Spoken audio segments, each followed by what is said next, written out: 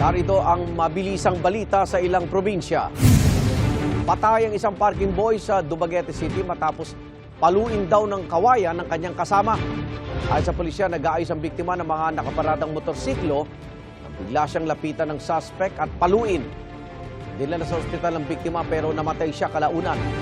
Posibleng ugat daw ng krimen ang umano'y biro ng biktima na hindi naman nagustuhan ng suspect. Nahuli ang suspect sa kanyang tirahan matapos sinubukang tumakas.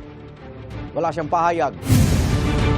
Igan, mauna ka sa mga balita. Mag-subscribe sa GMA Integrated News sa YouTube.